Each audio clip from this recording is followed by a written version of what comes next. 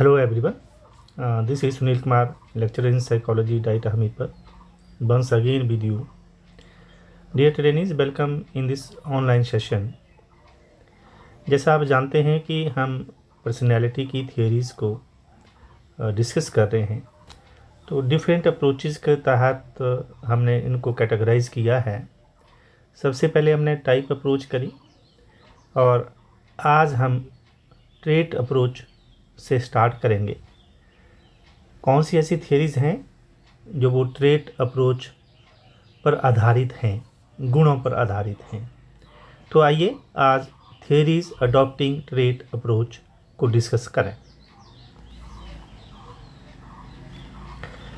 Dear trainee, trait approach में Gordon Allport का नाम बहुत प्रसिद्ध है और आलपोर्ट ने अपने ट्रेट अप्रोच में ट्रेट्स को 3 भागों में वर्गीकृत किया है।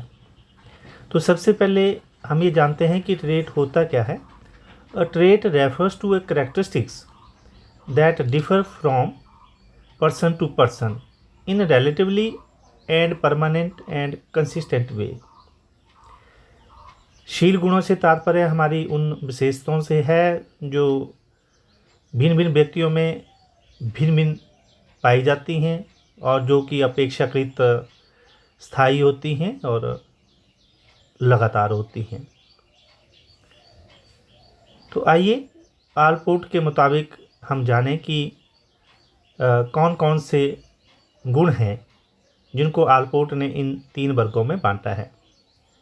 आलपोर्ट का मानना है कि हमारी मूलभूत इकाइयां हैं और उनको मूलभूत इकाइयों को 3 भागों में बांटा। सबसे पहले कार्डिनल ट्रेट्स यानी कि प्रधान विशेषक हिंदी में, दूसरा सेंट्रल ट्रेट्स यानी कि केंद्रीय विशेषक, और तीसरा सेकेंडरी ट्रेट्स यानी कि गौण विशेषक।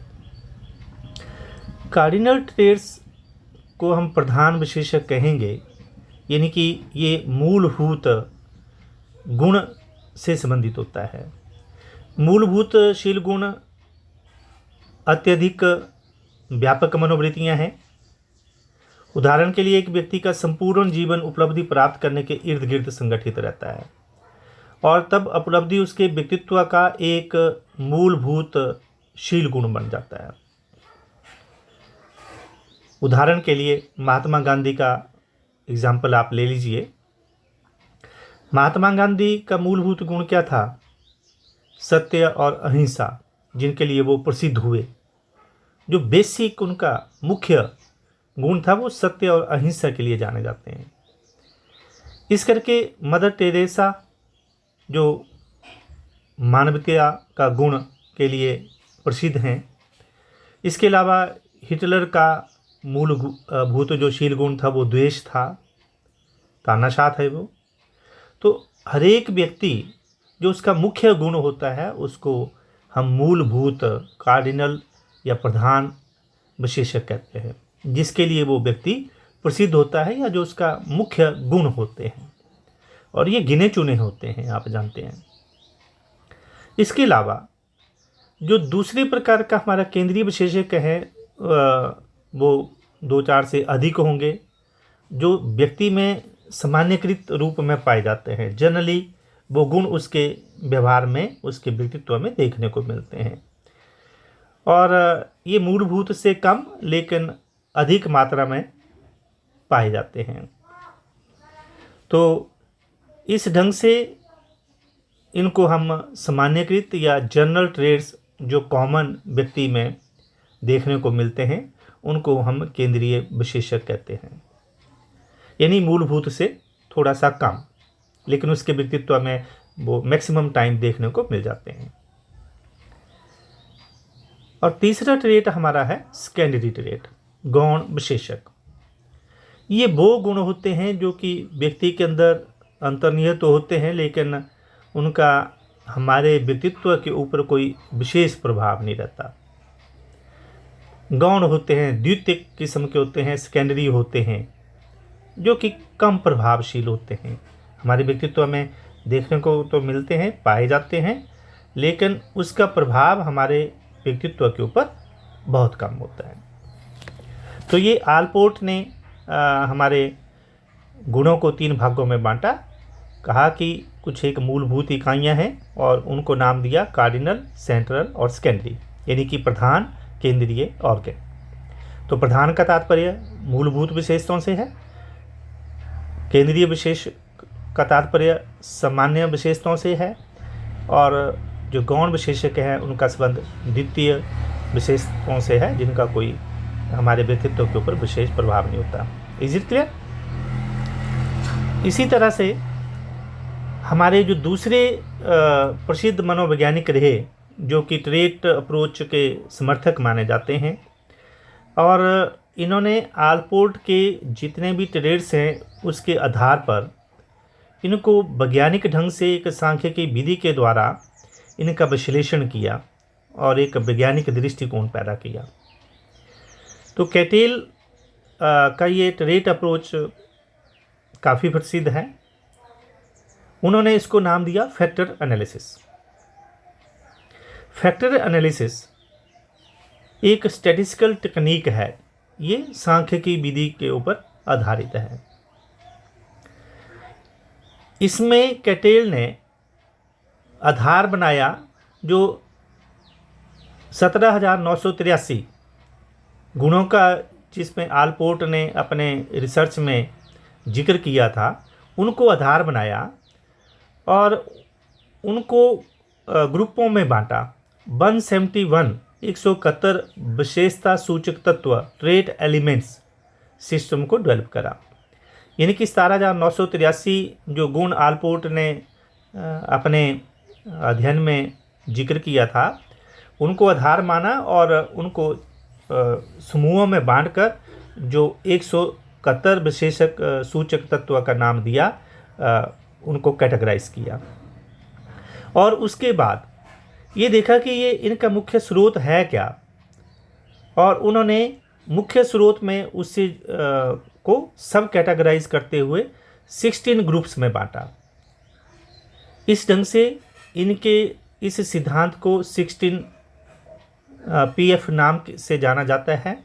एक क्वेश्चनर उन्होंने डेवलप भी किया, 16 पर्सनैलिटी फैक्टर्स, कि 16 मुख्य गुण व्यक्ति के व्यक्तित्व के होते हैं और जिनको उन्होंने सोर्स ट्रेट का नाम दिया, या जो कि प्राइमरी होते हैं, प्राथमिक होते हैं। तो ये 16 सोर्स ट्रेट के ऊपर इनका सिद्धांत ये काफ़ी प्रसिद्ध हुआ, और बाकी जो गुण बचे हैं उनको उन्होंने सरफेस ट्रेट का नाम दिया, यानी कि सतही शील गुण का नाम दिया। तो कैटेल का ये फैक्टर एनालिसिस का सिद्धांत जो वो समर्थक है हमारे शील गुण अप्रोच का, तो ये गुणों पर आधारित है। इस करके इस सिद्धांत को ट्रेट अप्रोच के अंतर्गत लिया जाता है। तो आइए देखते हैं कि ये जो 16 मुख्य कारकों का जिक्र किया, उनको क्या क्या नाम दिए। ABCEF G1 HGLMNO Q1 Q2 Q3 Q4, ये सांख्यिकी विधि के द्वारा इनका नामकरण किया गया। तो जो मुख्य पहला जो ट्रेट का जिक्र किया, वो जैसे व्यक्ति के अंदर कौन सा गुण होता है, और दूसरी तरफ आपको यहाँ चार्ट में डिस्प्ले किया गया है कि कौन से उसके अपोजिट गुण होते हैं। जैसे भावुक, यानी कि संवेगात्मक रूप से अस्थिर व्यक्ति जो होता है उसको हम भावुक कहते हैं, और इससे अपोजिट क्या होगा, जो शांत रहने वाला या संवेगात्मक रूप से स्थिर व्यक्ति। इस तरीके से जो दूसरा व्यक्ति विवेकशील, दूसरा गुण होता है विवेकशील, इसका अपोजिट क्या हुआ, अविवेकपूर्ण। तीसरा स्वयं से सीमित, मित्रता रहित, जो व्यक्ति अपने में सीमित है, जिसके कम फ्रेंड्स हैं, इससे उल्टा जो मेल जोल वाला है या मित्रतापूर्ण व्यवहार करता है। अगला ट्रेट का जिक्र किया जैसे दबंग किस्म का अधिकार जमाने वाला व्यक्ति, और दूसरी तरफ इसका अपोजिट हुआ दृढ़ता का अभाव या नम्र किस्म का व्यक्ति। उसके बाद अगला ट्रेट सादा एवं संयमी यानी कि गंभीर, अपोजिट हुआ मस्तमौला। नेक्स्ट ट्रेट है अंतरात्मा से प्रेरित यानी कि अपोजिट हुआ इसका स्वहित से प्रेरित। नेक्स्ट ट्रेट शर्मीला या डरपोक, अपोजिट हुआ इसका साहसी। नाजुक, सख्त, शंकालु, विश्वास करने वाला, व्यवहारशील, कल्पनाशील, चालाक, हेरा फेरी वाला और सीधा, बिना हेरा फेरी वाला, आत्मविश्वास या संतोषी और दूसरी तरफ शंकित, रूढ़िवादी। तो अपोजिट हुआ प्रगतिशील, दूसरों पर निर्भर होने वाला और दूसरी तरफ आत्मनिर्भर। अनुशासनहीन, तो वो स्व अनुशासित, चिंता मुक्त या दूसरी तरफ चिंतित या बेचैन। तो इस ढंग से ये मुख्य गुणों का जिक्र किया और कंपैरिजन के लिए उसको और क्लैरिटी के लिए इसको अपोजिट ट्रेड्स का भी वर्णन यहाँ के पर किया। अगर व्यक्ति ऐसा नहीं होगा तो इस तरह का होगा। तो ये 16 मुख्य स्रोत का जिक्र किया। ये आपके रेफरेंस के लिए है, अगर आप इसको याद रख पाएंगे तो गुड एंड वेल, नहीं तो मोटे तौर पर आपको ये जानना है कि 16 फैक्टर्स का जिक्र किया गया है कैटेल के द्वारा। तो ये मुख्य गुण थे जिनका वर्णन अपने सिद्धांत में कैटेल ने किया। डियर ट्रेनिंग्स, आइए अब हम जानते हैं कि इसका शैक्षणिक महत्व क्या है, क्या इम्प्लीकेशंस हैं। एक मात्रात्मक दृष्टिकोण, समुचित एवं वांछनीय सर्वांगीण विकास से भरपूर, व्यवहार संबंधी विशेषताएं, प्रामाणिक एवं वस्तुनिष्ठ साधन, व्यक्तित्व का निर्माण तथा निर्धारण करने में सहायक। तो जो एजुकेशनल इम्प्लीकेशंस हैं, आप यहाँ स्पेलिंग ठीक कर रहे हैं, टेक्निकल एरर, IMPLICATION करेक्ट कर लें। मात्रात्मक दृष्टिकोण, इसको एक उन्होंने मात्रा में मापन करने का दृष्टिकोण रखा कि पर्सनैलिटी को मेज़र किया जा सकता है। जो 16 PF का जो उन्होंने अपनी प्रश्नावली डेवलप करी बहुत महत्वपूर्ण है। तो व्यक्तित्व को मापन करने का एक जो वैज्ञानिक दृष्टिकोण है वो कैटेल ने अपनाया। तो एक सबसे अहम पहलू शिक्षा के क्षेत्र में कि एक मात्रात्मक दृष्टिकोण है, यानी कि वैज्ञानिक दृष्टिकोण है, यानी कि व्यक्तित्व का मापन किया जा सकता है। दूसरा, समुचित एवं वांछनीय सर्वांगीण विकास से भरपूर।